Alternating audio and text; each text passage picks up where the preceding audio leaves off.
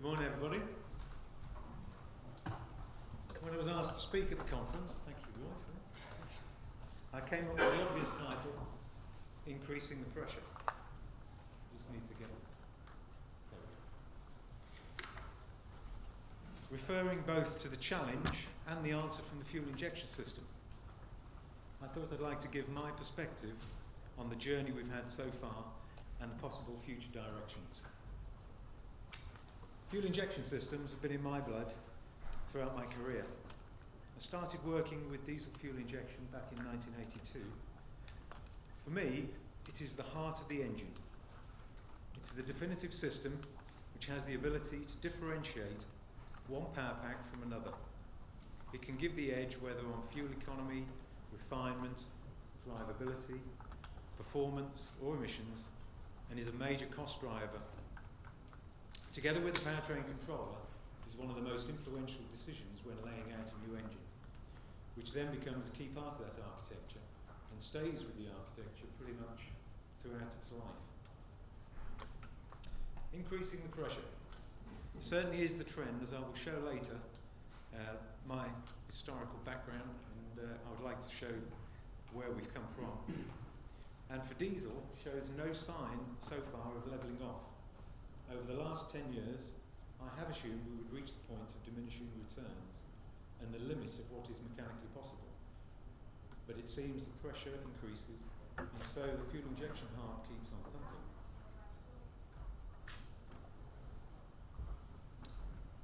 So just a little on my background. I'm based now at the Dagenham Diesel Centre, alongside Ford's diesel engine production facilities. As Roy has already said, I had 32 years at Ford covering both gas and diesel, in design, calibration and controls. And I'm currently the manager for performance components, responsible for fuel systems, but also turbochargers, EGR, intake and ignition. And I started way back when, in fact I met Roy way back when certification involved just a power and a smoke curve and then you're off. And I've been involved pretty much throughout the development and introduction of the Euro regulations and the evolution thereof. And although based in Dagenham, I've had the fortune, I've worked at Dunton, I've also spent time in Dearborn, which is Ford's sister facility for engineering the large gas and diesel engines. So the team I work with at Dagenham were responsible for the design of the small 1 litre EcoBoost engine, which was winner of the Engine of the Year award 3 times in succession and was called one of the finest examples of powertrain engineering, which we're all very proud of. It's a global engine that is designed to meet all the global legislative requirements and is manufactured around the world, including China, Romania, Cologne and Brazil, to go in Ford's range of passenger cars. So what's produced at Dagenham? Maybe you're aware, this is where Ford's European Diesel Centre, and the engines produced there, starting from the small 1.5, 1.6 diesel, which is a result of the cooperation with PSA, and goes in Ford's range of passenger cars, through to the 2 litre 2.2 diesel, which has been around a little while and powers Ford's commercial vehicle lineup. And also at Dagenham, alongside the engineering centre that you may have seen the picture earlier, where we make the 3 litre V6 diesel, which goes in Jaguar Land Rover's range of vehicles, and an engine that I spent a number of years on the development of.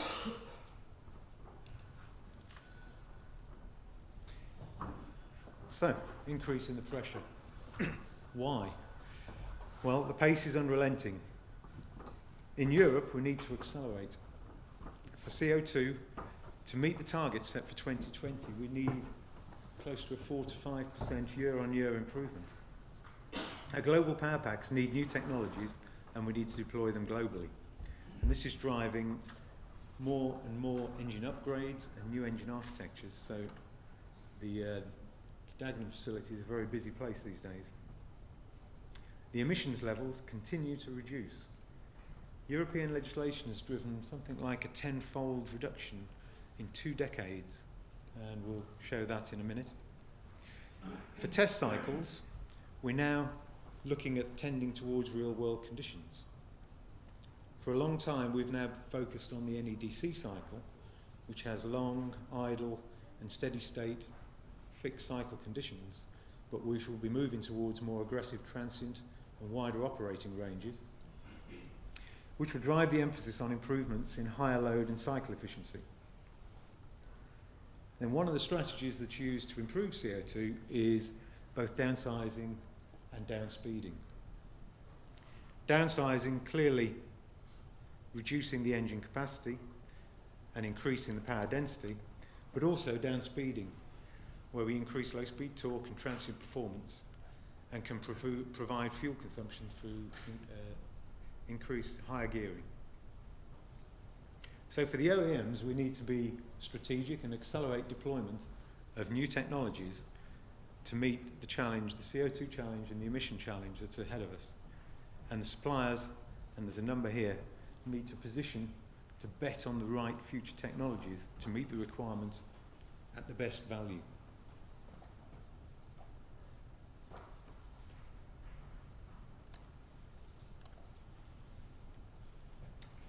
So just to zoom in a little bit more on the CO2 targets, this is the picture of the global CO2 average values starting from 2000, and if you look at the averages by region, you can see that Japan and Europe continue to be among the best performers, with Europe currently at around 130 grams CO2. But you can see that by 2020, which in 5 years' time, we need to be down at an average of 95 grams. So this is a major challenge moving forwards, and is going to drive the pace. Similarly for US, they're starting at a much higher level, but intend to get down to similar levels, but by 2025. So each gram of CO2 is going to get harder to deliver, and we expect the cost per gram of CO2 will increase, and we need to deploy the technologies that we deliver on our global power packs globally.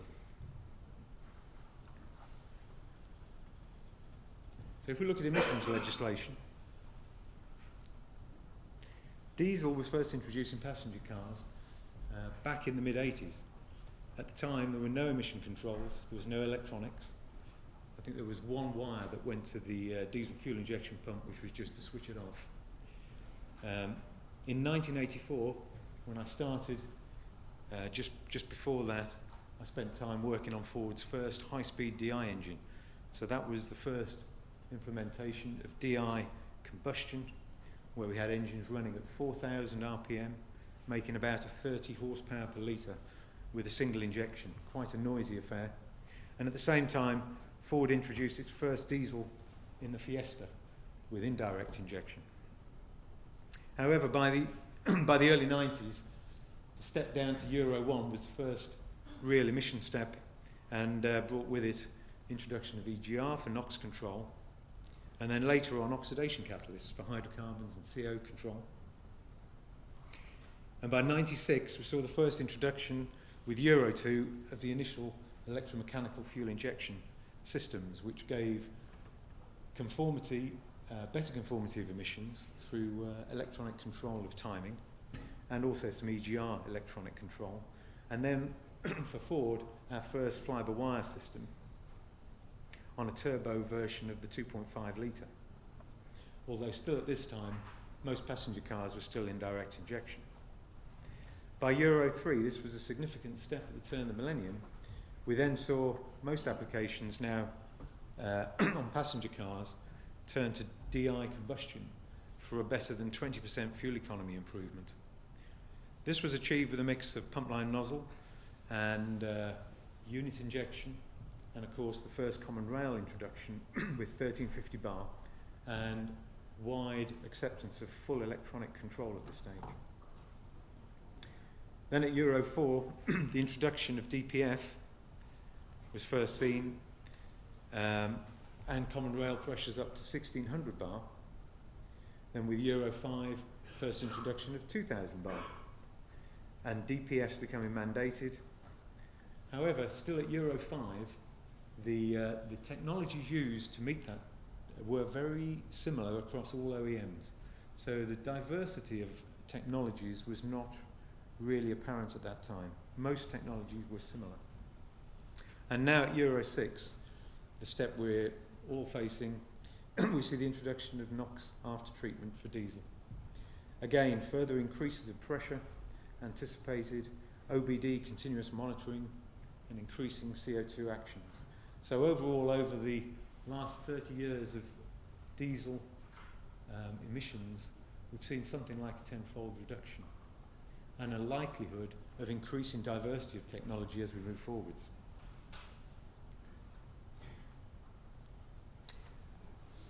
So, what does that mean? Just my perspective here is what does that 30 years look like? So I thought I'd pull out the first diesel car at Ford was a Fiesta diesel. This is what it looked like. It had no emission, it met no current emission level, obviously. And then contrasted with it is the current 2015 Ford Fiesta. Obscured by the pictures here, but the weight increase over those 30 years has gone up by 30%.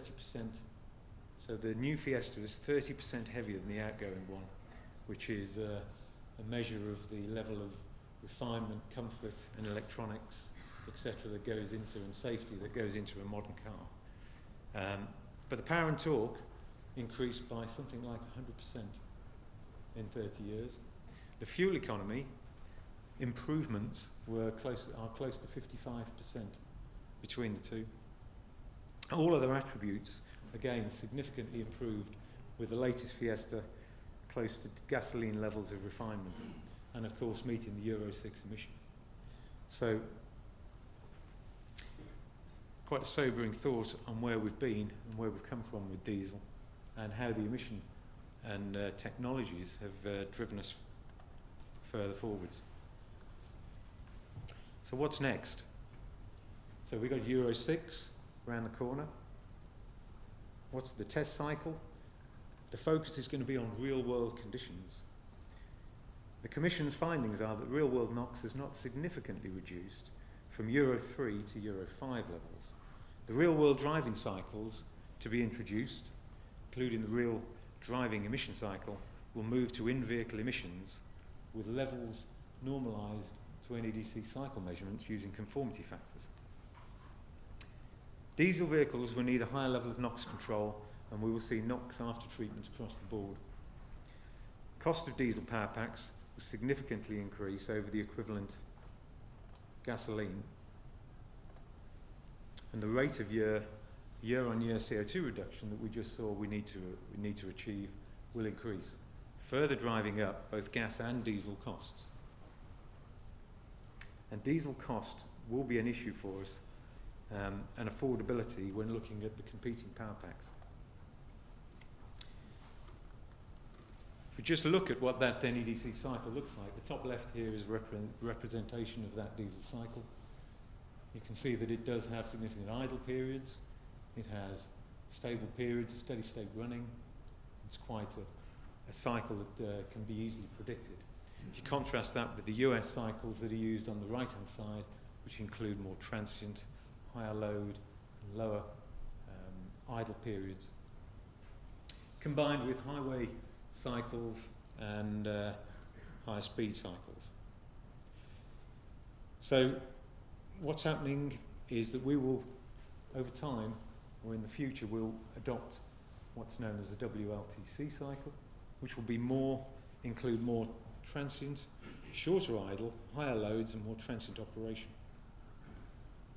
to more closely reflect real-world fuel economy conditions. And this will be a much more difficult challenge. So what are the fuel injection development trends? Back in 2000, and with the adoption of DPF, diesel common rail displaced other competing technologies. It was easily the most flexible system, to meet the future performance, CO2 and emission requirements. Injection pressures are increasing all the time, and I'll show a little bit more of that, but we know that 2500 bar is upon us. Further increases are anticipated. And those increasing pressures can not only be used to increase the power density, but also permit lower hydraulic flows, and therefore better atomization, and trade and deliver improved fuel economy with that higher rail pressure, providing we can avoid nozzle coking. Further future developments will be required to provide even more flexibility, such as enhanced multiple injection strategies requiring reduced injection tolerances. But one of my perspectives here is, and since my previous job was on calibration and controls, the calibration complexity is getting, from my perspective, getting extremely difficult now. And I think as we move forward, that needs to be something right in front of us as well. The explosion of cal labels is almost unmanageable. And then for gas, I just mentioned the future GDI fuel systems will be required to provide better atomization and again coking resistance to provide the lowest PN emission to support the new Euro 6C emissions. So, this is my perspective of the trend. So on the far left here, you can see common rail pressure trends in the blue line. First introduction at 1350 bar just before 2000, and the pressure's rising towards 2500 bar today, but set to go even further, and maybe we'll hear some papers later that will outline that growth. As I've said, higher pressures are the part enabler for specific power evolution, which the red line shows the evolution of specific power, where we've seen the specific power double over the same period. This supporting downsizing, and now we can see premium engines as I4s that are replacing I5s and 6s. And I've said rail pressure will also improve emissions, fuel, MVH through hydraulic optimization and nozzle flow reduction. So then on the far right is the picture for the associated powertrain controller. As I've said, I spent something like 6 years working on Ford's controls structure, and I wanted to show this goes hand in hand with the wet side components. Without the controller, clearly the wet side system is useless, and the changes on the ECU developments are even more dramatic. The three lines here represent the ROM capacity, the RAM capacity, and clock speed in green. And you can see, or I can tell you that we're seeing about 100-fold increase in resource from the initial fibre wire system that we had that ran with 32K of ROM and only 1/4 of RAM for our first fibre wire. We're now up and we're hitting the cap on single core processors where we're at 4 megabytes of ROM. So easily 100 times greater memory capacity in that where we are even today, and set to double again as we start to move towards multi-core processors in the future. And as I said, on clock speeds, the initial clock speeds are around 2 megahertz, which was enough to drive the engine, but with our complex powertrain controllers, that we're already seeing the clock speeds up at 300 megahertz. So again, easily 100 or more times increase in capacity. Now, how that capacity gets used in the future is a big opportunity and also a risk in terms of calibration complexity and containability.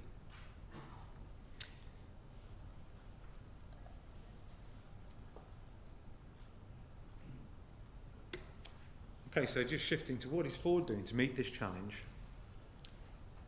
So at Ford, we're developing a new 2-litre diesel architecture, which is designed and built in the UK and will be manufactured at Dagenham.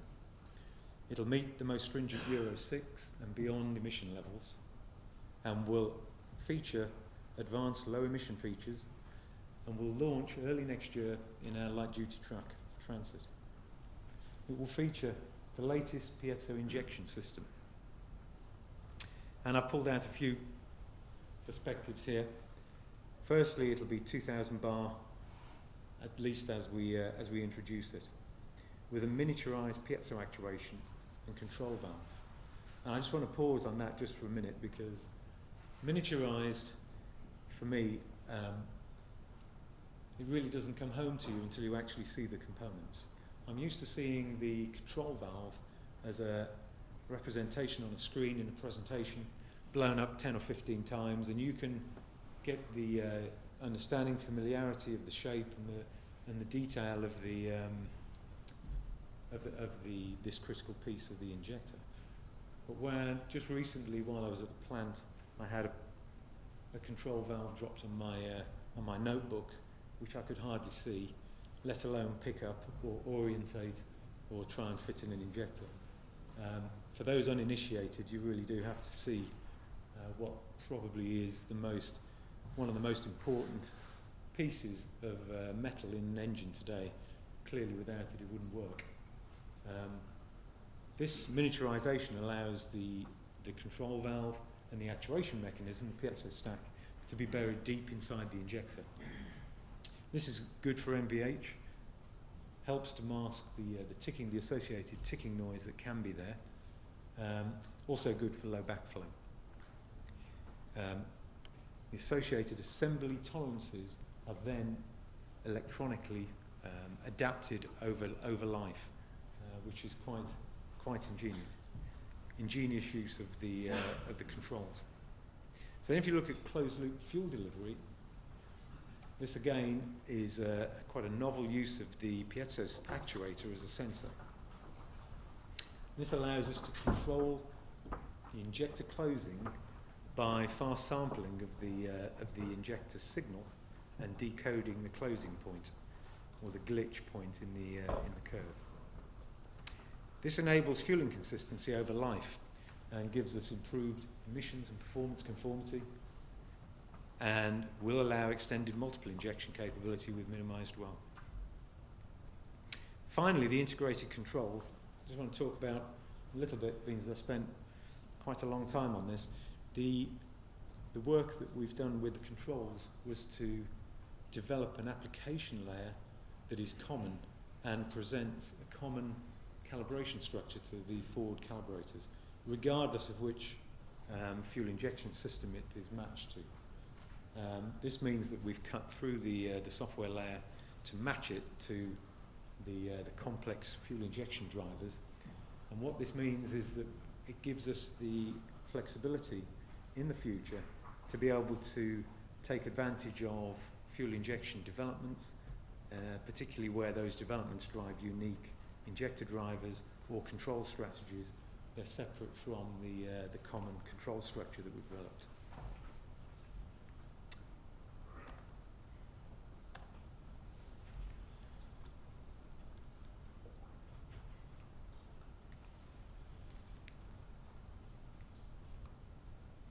Okay. So what will the next decade bring?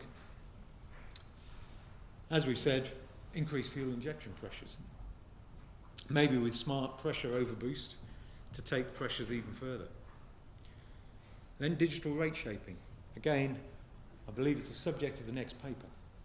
And I just want to give my perspective, as I've had time in calibration with fuel injection systems. Some of the pitfalls of high numbers of injections. Clearly my experience is that for normal combustion modes, typically you utilise the lowest number of injections that'll get the job done, which means typically 1 to 3 injections in the normal combustion mode. The opportunity though with digital rate shaping is to use more further injections to allow smoothing of combustion and recentering of the centre of combustion for better fuel consumption. And I believe that this will come in the future, although again it must be done hand in hand with the improvements in the fuel injection system to take care of tolerances, and again on the calibration side to ensure that as you transition between one injection pattern and the next injection pattern, that can be done without a high degree of manual calibration effort. So the big challenge here is how that gets achieved in terms of delivery and calibration effort. So I'll be interested in that in the next paper. Then the alternative here is that direct acting needle control also gives or can give initial rate shaping and potentially faster initial rate, allowing optimized combustion for MVH and fuel economy benefits. In my mind, still more work to be done here to really outline the attribute benefits, but again could be the way forwards. And in terms of hydraulics, further improvements on nozzle design and efficiency for best power and emissions and reduced coating. Now I just want to talk about system integration, again back on my controls subject, but the control structure initially, as I've just described, to be able to take advantage of future fuel injection developments in terms of injector driver.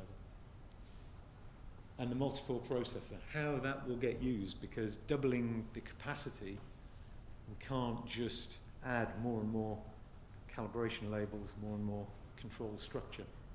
We need to be looking at how we get smart on the calibration function, and of course to use the capacity to drive better control of the hydraulic system. And then finally, in-cylinder pressure sensing.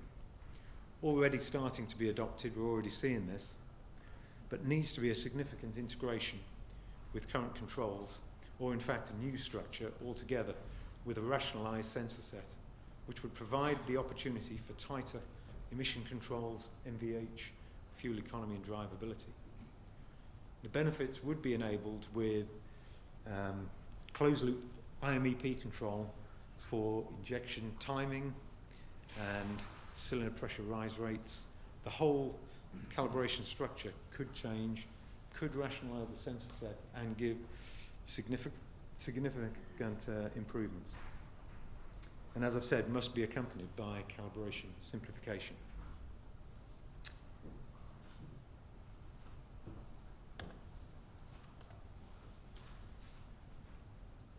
So, just quickly moving now to gasoline.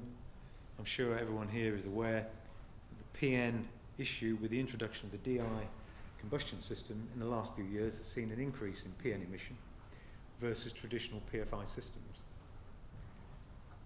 such that current production DI gas applications scatter around the Euro 6B levels, but further work required to get below the Euro 6C levels that we will see in 2017 timeframe.